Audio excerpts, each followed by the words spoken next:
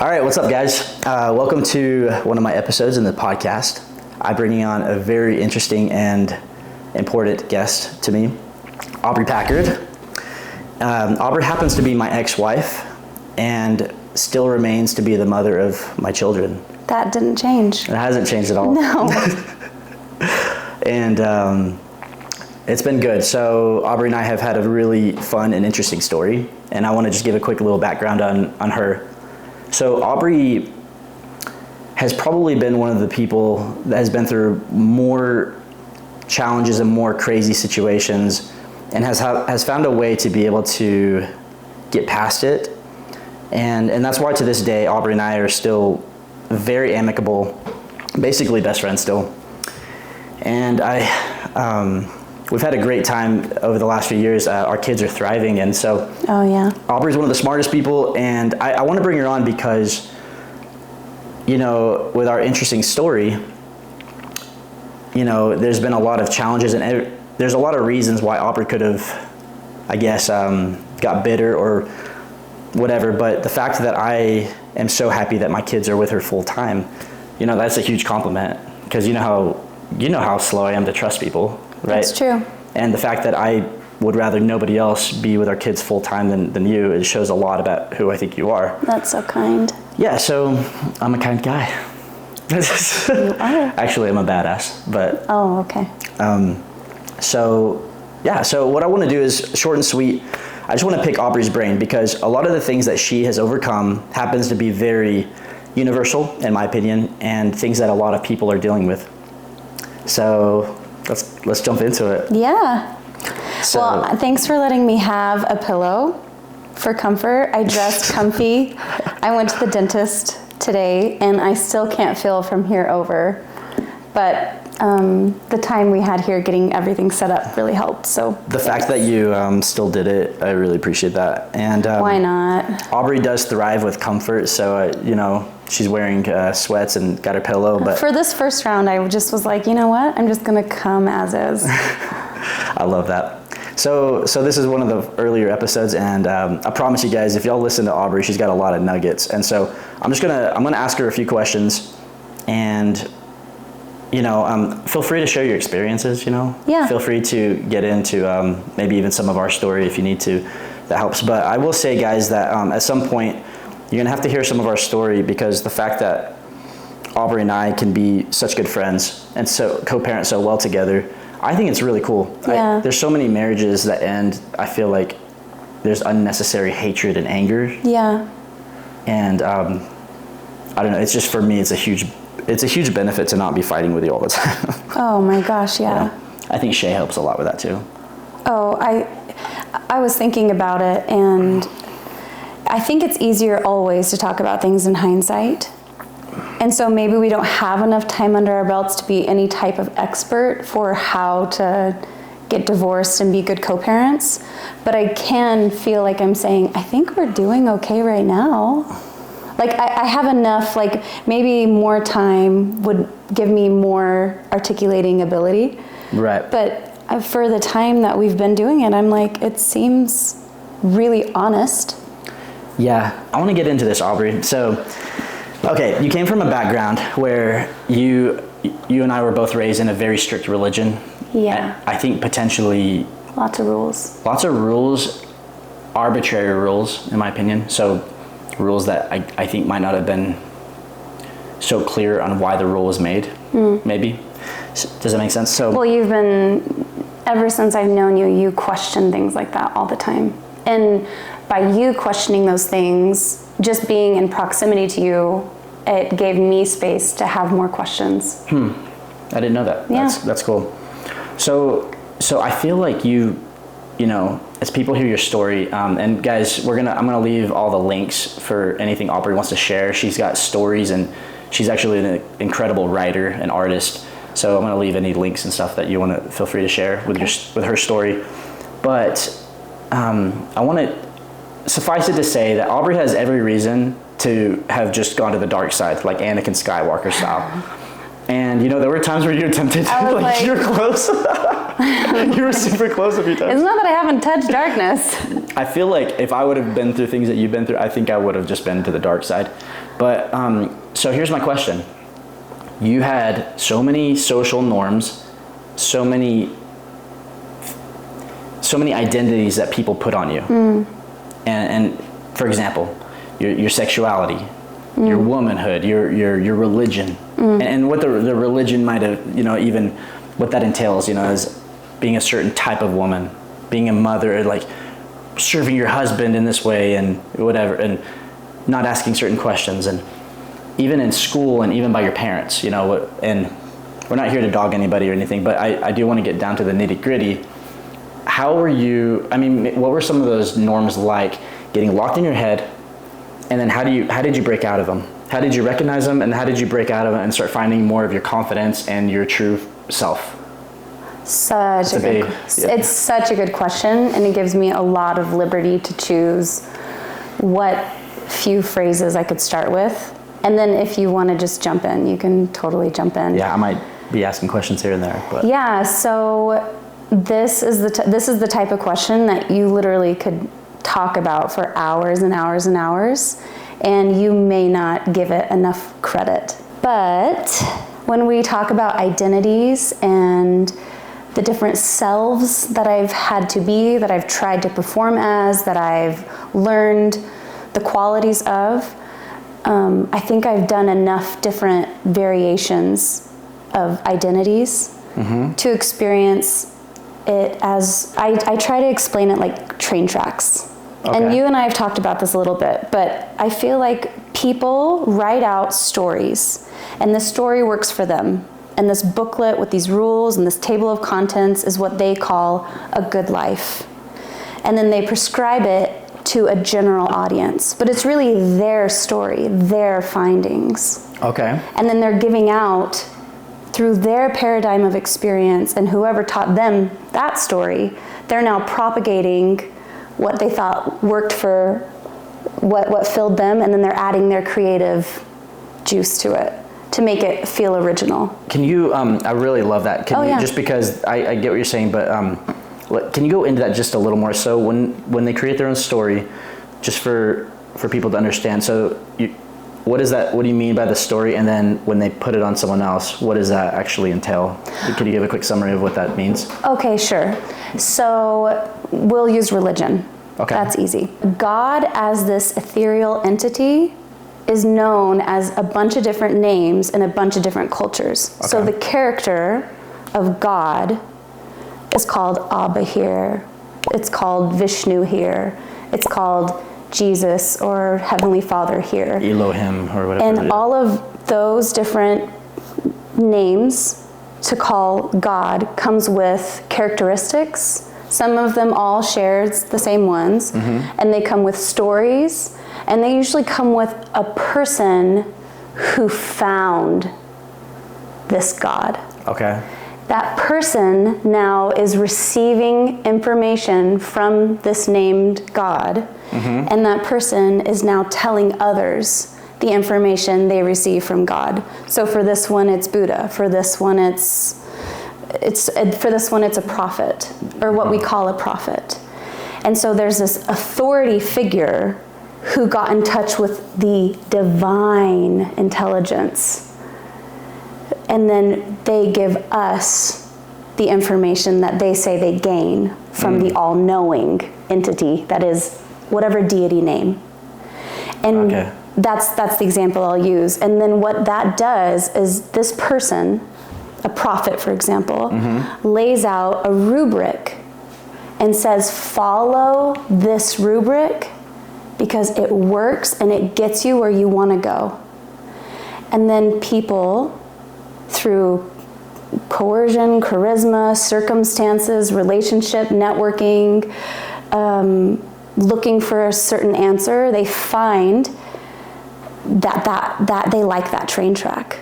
And they believe it's going to get them where they want to go. So they buy a ticket, they hop on board, and they do whatever it takes to follow that person's train track because they believe in their authority to listen to this ungraspable, not tangible, main source of intellect and of knowledge. Interesting. So these train tracks you're talking about are basically, just to clarify, you know, we as humans naturally want some type of figure to listen to, or like of authority. We want clarity, and so we'll find, like, people naturally find a source. We like it. We feel like for whatever reason it helps our life, or it seems to help our life, and by doing so, we basically hop on this train and we follow this train track of that path. Right. And whether it helps us or not, that's not relevant. You're basically saying that's our train track that we've created. That's our story. Right. Okay. So yeah, you can keep and I was going, hopping metaphors, but they both stories and work. train tracks are pretty synonymous. Like, so, yeah, I like that, because it's very much like a big journey that we all are on. Yeah, and when it comes to religion, there are these like checkpoints or train stations that you hope to achieve, because you're told if you've made it there, you're so much closer to that thing that has become so desirable at the very end. So it's like a constant reselling you on that track, and a lot of like patience. Just have patience. And then they'll use anecdotes and principles that I believe belong to anybody, and they apply them, they trademark them with their like ownership of, like, we have the best quality version of love in this one, in this one, in this one. And then, so whatever it is to promote you to stay a passenger on that train. And I have been, instead of realizing that in the grand scheme of things, there will be people better at me than things. There will be people smarter than me. There will be people, the value of the person doesn't change, but I really did value these authority figures as so much more intelligent and knowledgeable than me about my own life. Right. So I didn't take time to really know me, because they already told me how to do it, what to do. And you deferred your judgment to what they said for you. Almost. Yeah, ish. Because that was the friction of things, the friction of dissonance. Okay, yeah. When your soul sings a certain tune and you hear another, you put them together and it's not harmonious, I think it's good to question that moment. I love this. Okay, so that clarifies a lot of what you meant with the story. Getting into kind of what you were saying right at the beginning, you're talking about this, people attach these stories and then they almost impose them. They don't mean to. There's even a psychological study I read recently, because I wear glasses and people who wear glasses read psychological studies. That's actually very, statistically it's been proven. It's fact. Somebody else with glasses told me that, so it's true. I actually bought a pair of glasses so that I can actually read those. Smart. It is very smart. And I actually have that idea more often with the glasses on. Are they like little round ones? I'm not at that level yet. One day. No, so I read this article and it was called Selves, Creating Stories, Creating Selves. And it almost, if you think about it, it's like the recycling symbol. It's just these arrows that keep feeding into each other and it loops. But what happens is, because people keep evolving and keep moving through the timeline, the arrows might change slightly in their flavoring, but they are the self who tells a story. And a story could be defined as any sort of phrase that involves any kind of plot, any kind of character. It's almost like their own identity. They're creating their own story, like their own version of themselves.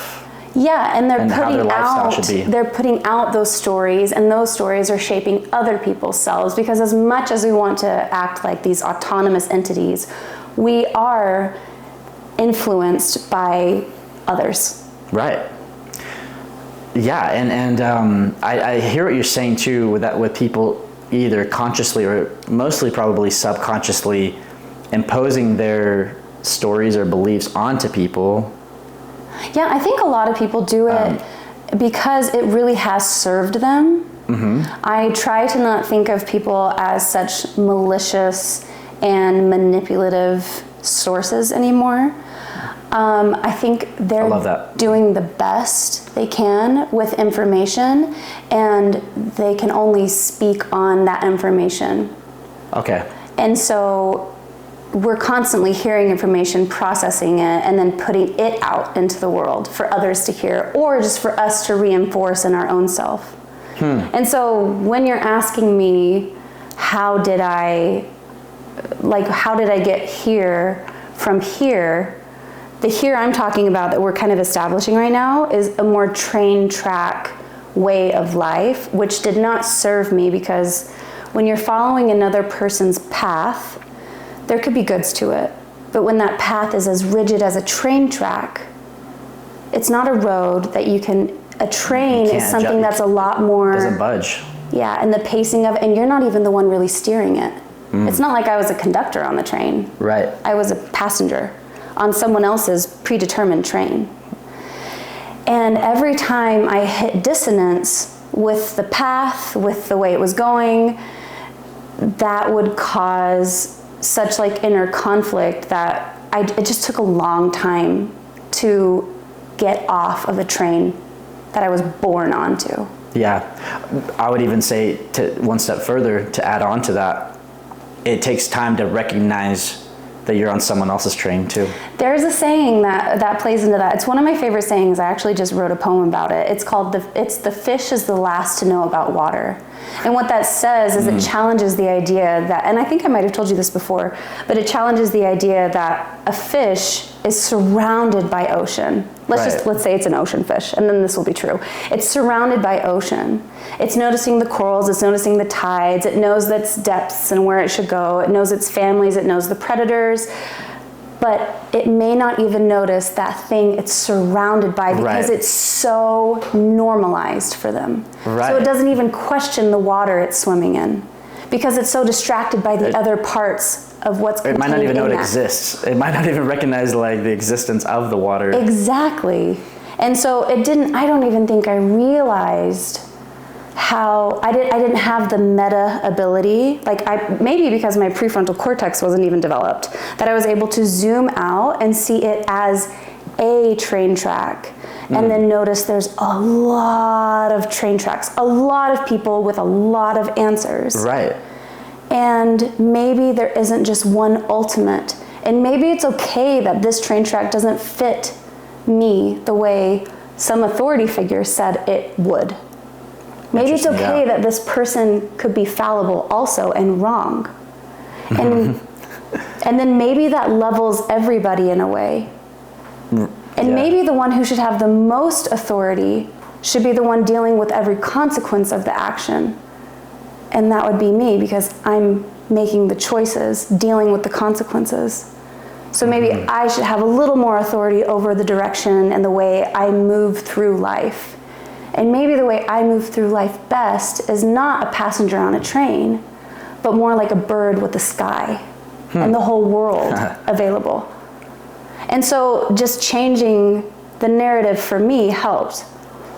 And I don't feel like I need to have answers for others. I don't need to build train tracks for others. I don't mind sharing a tree I found with berries and saying, hey guys, there was a tree down here with berries. I don't mind finding the value out of these train tracks, but I no longer have to subscribe to being a passenger on someone else's narrative. I now have the ability to choose. And I always did, but I didn't know it because I was a fish in the ocean. You can't choose something you don't see. If you don't see the options, you can't choose it, not deliberately. You know what's interesting, to go along with it, not to get too lost in the sauce. I said that the other day, nobody knew what I was talking about. She literally goes, lost in the sauce? I was like, I don't know. I don't know how to describe that. I feel like... I think it's a perfect phrase.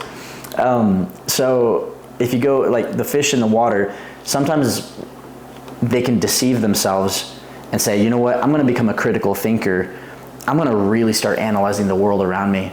And so they start watching the other fish, or they start watching the coral reefs, or like all the other things in the ocean, and they start really questioning what these things are. And so they feel educated and they feel knowledgeable, but they actually still don't freaking know that they're surrounded by, that they exist in water and what it is. That's not a bad point at all. It's almost this like illusion or this illusion of knowledge or self-awareness of around you, but it's actually not even, they're missing the most fundamental aspect of where they're existing. The everything of their surroundings. So I would even say, I love what you're saying, and the fact that you changed your track, like you recognized that there's multiple tracks. One thing I wanted to ask you is just take a step back even further. I think a lot of us, myself included, and this is a little bit bold, this might offend people, but I think the majority of people out there are not very self-aware. I think self-awareness, and you and I have talked about this, I think the world is evolving, and I wanted to talk in another episode. I think that emotional self-awareness is probably one of the most important skills required for evolution in our day and age. How did you, so I want you to share your story some other time, but I mean, you've dealt with, not only with brainwashing, but you've also dealt with trauma, which is a whole different type of like train track, like that'll send you down crazy situations. And then you've also dealt with, abuse, or you've dealt with just situations that will cause anyone to freeze up or to go down certain tracks without even recognizing it. What did you do because you first have to recognize it, and then once you recognize that you are on someone else's train, or a train track that isn't necessarily you, what did you do to recognize that even was happening to where you could actually start to change it? That's a really good question. Sometimes it wasn't even me doing, it was that life's rules got thrown out the window and I was forced to be creative. So for example, I try to tell the kids all the time that I do think there's a universal principle of opposition in all things. Now that's like a scripture reference from a religion that we both are familiar with, but as a principle, Mormons. You could even go to Eastern culture and they have the Tao, where they show the symbol of the yin yang. Right. Showing that there's the good of life, the bad of life, and in every good there's some bad, and in every bad there's some good. So to answer your question, now coming back, I think that the good side of you and I getting divorced is that it's not like just overnight we did. It's like there were challenging thoughts about reality and paradigms, and we were breaking down structures that they weren't working. We were both kind of put we were failing. We were both put in these things, and we were trying to work it out when it wasn't either of our trains. We were failing at the train tracks we were told to follow. And that created so much unnecessary suffering, but it also created necessary suffering, because sometimes you just have to be uncomfortable long enough to begin to question. Sometimes the discomfort can be very helpful. Interesting. And for me it was, and it may not be for everybody, but for me it was. Especially someone who enjoys comfort, that needs a pillow. Oh my gosh. Like you love comfort. Yeah, or there's... Peter's laughing. There's like safety in someone giving you the rules to something. Right. And making life seem a little bit like math, when I think life is probably a lot more like art. And I like all different people's fingerprint on the way they creatively express, but I wasn't applying that to my own life. There wasn't much creativity, because it was just trying to be successful at this person's game. At the game that was put on you. And I know I'm talking in a lot of metaphors, but you can break it down and ask any questions, but that's how my mind makes sense of things. But I think failure is the most simplified answer.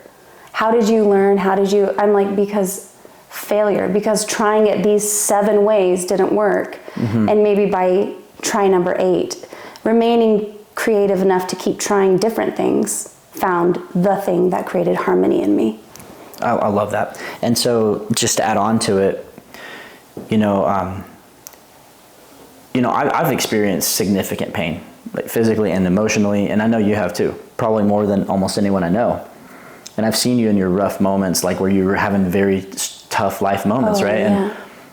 And, in those moments, it's so tempting to just get in the pain and to feel, not only just to feel bad for yourself, but to just either run away from it or to do anything to minimize it, we hate it.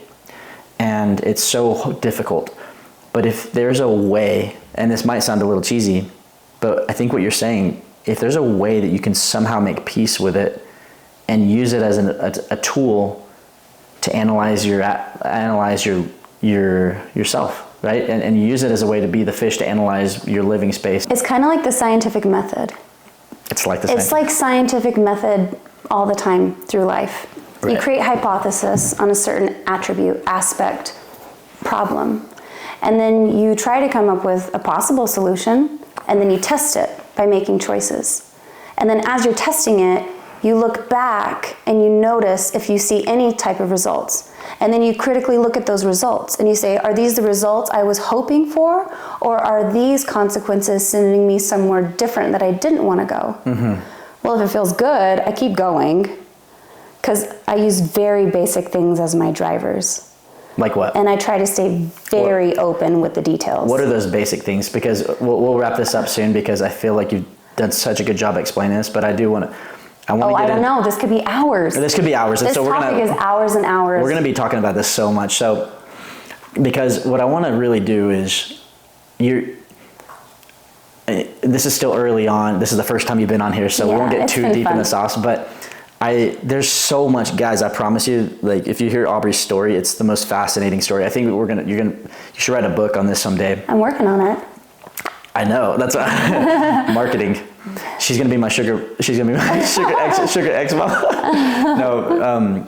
So if you guys know what Aubrey's been through, you'll know that this is legitimate. Because I promise y'all, almost anyone else has been through anything remotely close is just completely effed up in the head. So breaking it down, you realize the stories, you recognize the failures. The failures also come with like the pain. So information, And you take that information and you use very simple tactics to just move forward on different train tracks. And it sounds like you're very flowy when you do it. You're kind of flowing. You're like a bird in the sky, flowing in the sky, versus this rigid train, like bumpy and just. So what are those decision principles? What's the process of your decision making going forward? And is it something that potentially could help other people find their story, recognize their own stories, and fix their train tracks? Okay, this is a good one, because I feel like this pro tip is not something I created, but it is something that I don't mind propagating, because it seems to be true for a lot of people. And it is, I have to ask myself before I make a decision. I've now made it so narrow and simple. Is it smart? Is it healthy? Is it kind? And if any of those answer no, I don't do that thing. At least I try to make that. It's such a simple way to move through the world, but it's surprising how much more exciting and how much more creative and possible alternative stories and realities and paths now seem. Instead of the limitation of a path where I'm a passenger and I'm passive, my analytics in that realm are how am I doing according to what they say I should be doing. And that creates a lot of chances for shame, failure.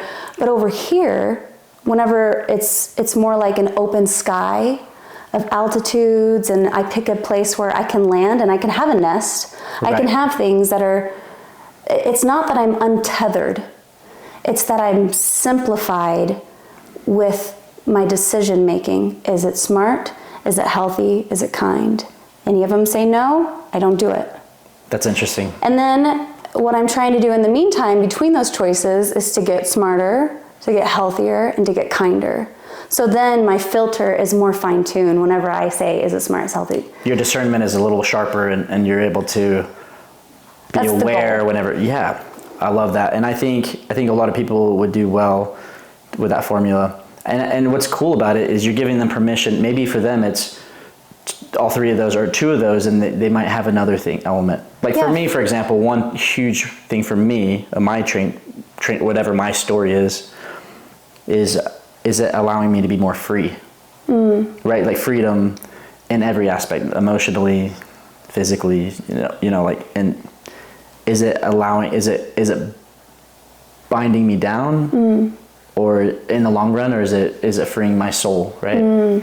For me, that's a very valuable thing that, like, is it limiting your flight or allowing you to catch wind and see different places? Right. Is it, and for me, but I think a lot of that is just a lot of soul searching, finding out what's important to you. And, well, I have to say this also. Whenever you're making choices with, is it smart, is it healthy, is it kind, you're using so much more of this brain. And I think that a lot of my life, I look back and I was surviving, not as creative, and I wasn't using this part. I was under this influence of a very like flooded, like disorganized or survivalistic brain. Could you give a short explanation of what you mean by the brain parts, just for people that don't really know what you...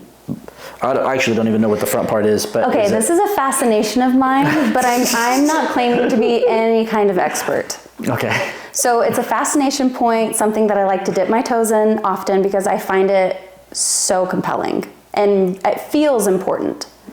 It's the idea that the main difference between humans and other animals, it's not our DNA, it's not even our structure or our needs. There's a lot of animals that are 99% identical to us with DNA. They have family structures, they need love, attachment. There's so much commonality, but a big difference is we have this thing called a prefrontal cortex. And the way it's developed is this front part. Okay. And it's mostly reason. It's the ability to zoom in and out of life and to analyze abstract possibilities for the future depending on choices we make now. So that part, talking my language. That part doesn't belong to the animal brains. And you have, people sometimes call this your lizard brain, your brainstem, the thing that keeps you breathing. Okay, so those things are probably more like fight or flight response, or you're running off of adrenaline, trying to survive. Right, so you have your stem, which is just like breathe. Okay. And then you have your red, which is survive. And that's where you bring in your fight or flight, freeze, fawn. Gotcha, okay. And then you have your yellow, which is a lot of like your emotional impulses. Children are highly active here if they're safe. Now, if they're not safe, they're going to be active in the red, survival, and in the yellow. And if you don't develop this part until you're like on average between 20 and 26. So it's forming as you're growing, which gives a lot of cushion for the mistakes we make, unintelligent and still quite childish and animalistic when we're young. Right. Because we don't have the capacity to understand consequences in the future for choices we make now. Yeah. But this one helps with that. Well, it's hard to make decisions when you cannot see the immediate result. It's something I'm obsessed with. It's like, how does an idea, when does it turn into a reality, right? So like a business concept, you're thinking about it, you're acting on it, you're acting it, maybe that's when it turns physical, because now I'm physically doing things up for this idea, but there's a moment when it becomes real. Yeah, I call it inging. Inging? Inging. Oh. ING hyphen ING. Inging. Okay, I gotta hear what the I wrote a poem about it. It's the idea that you could read all about swimming. You could look up everything about swimming. You could follow swimmers on social media. But you don't know swimming until you're swimming. You have to be inging if you want to understand the thing. That makes sense. You have to make it a verb. You have to be inging. Yeah, otherwise it stays this ethereal daydream. I've never heard that. I love that a lot. Oh, thanks. It's like the reality of it. And so the front, so maybe developing that frontal cortex, or the cerebral cortex, to the ability to think critically, to analyze your emotions, maybe to take time to really think about what your story is, and maybe to do it from less of a survival place or an emotional place, but just a self-reflective place, like an open, critical thinking place. It's just zooming in and out, and then you kind of watch, and you use the scientific method. And what I like about the scientific method is there's no attachment to the failure. In fact, No. the failure literally, they love that because they're like, oh, good. That's Now more I know information. That's it's more not data. that. Mm-hmm. It's like there's such a huge negative feeling of failure, but you hear all this, like people talk about all this failure stuff, but I even would say pain. That's a more practical term that people experience. They want to run away from pain and failure and a lack of worthiness. Those are all things that I think would fall under the umbrella of failure because they just indicate things. Instead of feeling the pain and just feeling sorry or sad, like you can feel that, but maybe it's a moment of where the scientific method is taking place. Yeah. And so when it comes to like worthy or lacking or failure, I find I feel less of a failure when I am more open to the creativity of what the sky and the world has to offer and less under the jurisdiction of a train track. And that's a metaphorical way to explain something that you could say more philosophically, which is instead of holding on to things so rigidly, you now become more of an open experiencer and you are okay with the testing it out of life. Without being ridiculous. If it's fire, you know, don't touch it, it burns. Right, without the common sense stuff. But I think it takes time, failure, and continual breaking open when things break. Because you can break and crumble, break down, break in, get harder, or you can break open. And something about the open makes everything more expansive. So then you can do, is it smart, is it healthy, is it kind? When I'm not choosing, am I getting smarter, am I getting healthier, am I getting kinder? And now I'm succeeding because it's something that, and now when I feel like I'm succeeding, I actually do feel more propulsion and energy and excitement, even if I haven't found it. It's the questing that's giving me energy. It's not the knowing. What's interesting is it kind? Is it smart, healthy, kind? Smart, healthy, kind. Yeah. What's interesting is that when you're talking about it, I can literally feel your energy of you're being very careful not to get too rigid even on those things. Right. Because you're literally studying about it to make sure you have the discernment, because you don't want to set up your own random train of... I can make my own. If this person could make a train track, so could I. I'm just as capable. You know, a lot of people would say, this is working for me. You know, it's my religion now. Yeah, and it's like, hey guys, listen, this is what works. Here's the 3 things you need. All your decisions are made like this. And that's not necessarily true. It could be true for some. I'm actually imposing as some sort of authority for their life. And I don't want that on me. What's interesting though, what I like though, is you share the principles of how you created that. And you say this could help people, but also challenge it. You know, if it's got dissonance, break off and find what's working for you. And I think that for me, that's worked quite a bit. It's like whenever I'm listening to people share what's worked for them and how they got to that point, because there's a lot of things you can learn, but then you kind of take, it's like a little buffet. You just take what's helping and you keep building on finding your own open story. Yeah. You still got to have a story, but if it has that flowiness and that freedom, then I think that you're going to be able to really break out of those identity things that people put on you, and like to even go into it more. And we'll talk about this on another episode because I feel like this is so deep. But it's just so easy to talk about these things. So both you and I have experienced significant shame. And we've experienced significant depression, anxiety. Let's end on a lighter note. Yeah, let's end it on this. Carry on. Shame, depression, darkness. Shame, depression, darkness. And what I think is a lot of that does come from, it comes because we are rigid on this train and we feel like we're failing in that track, whenever the reality is that you're not failing, you're just on the wrong train track most of the time.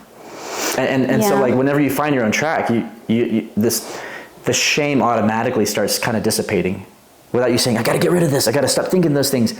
for me, it just kind of just blows away a little bit. And as I keep finding who I am and I get into that flow, I don't have to do so much work to eliminate all that depression and shame. It just kind of goes away because I no longer have this feeling of inadequacy for not living up to someone else's story. Right.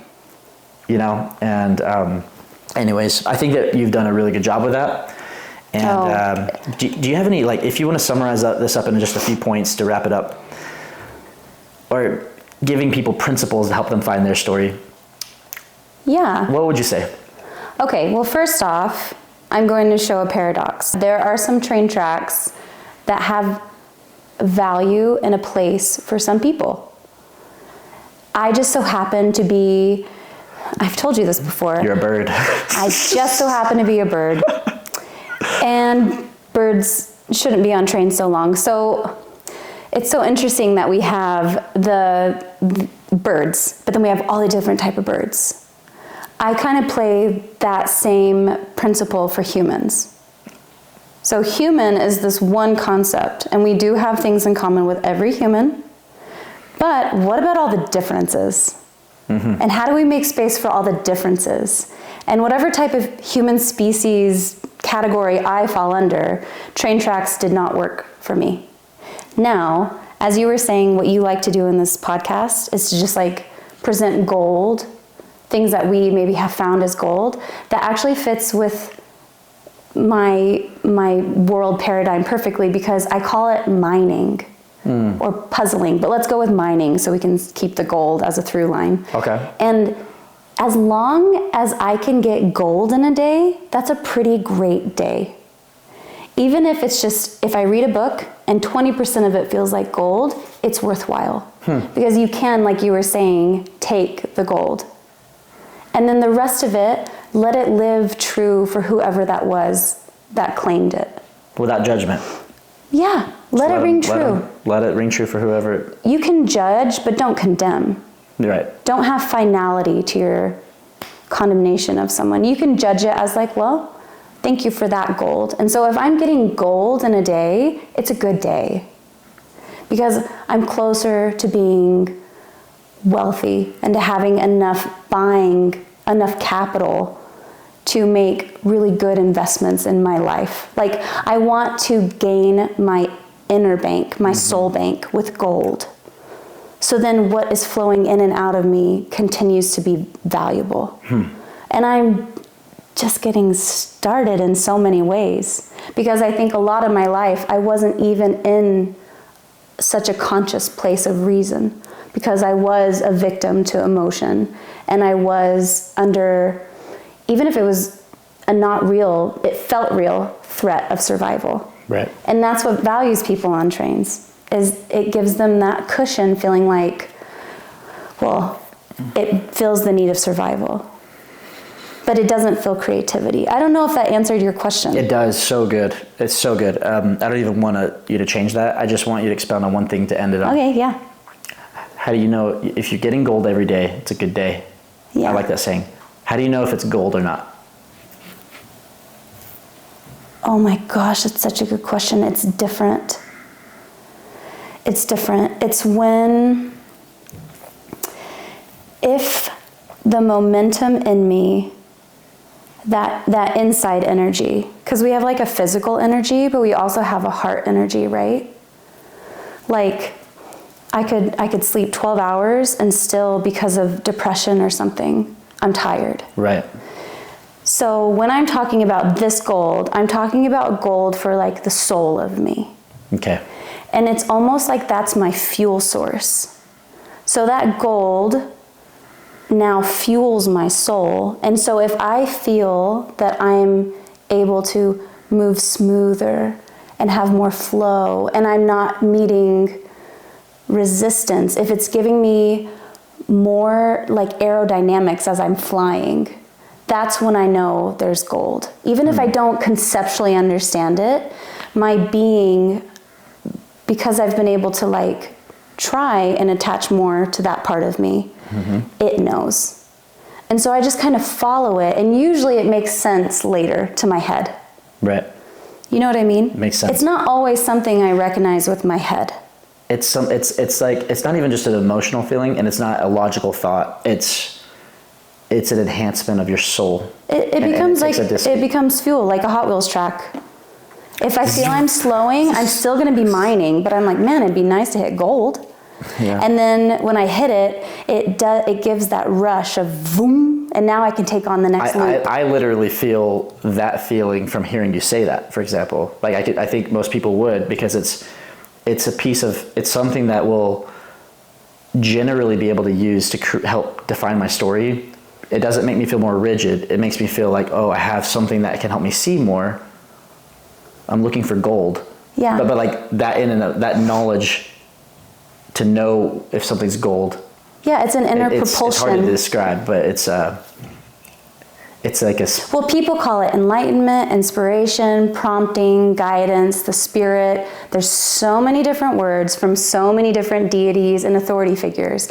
I don't really care so much right now about the specific word. Mm-hmm. I don't deny that it is. And so if right now we're calling it gold, and that gold is acting as a propulsion, that's when I know. And then my head will sometimes figure out. But my head's always just making stories. And the stories just may be a failed option on the scientific experiment. Right. And there's a place for that. But that's not the gold. The gold is what you're talking about. It's the thing that fuels. It's the thing that fuels the soul. I love that. Oh, thanks. This was fun. This is super fun. Thank you for doing this. Pete, did you have fun, buddy? Yeah. We have our boy playing game over there. He's doing good things. So thank you for coming on, Aubrey. And it was good. We'll have you back on.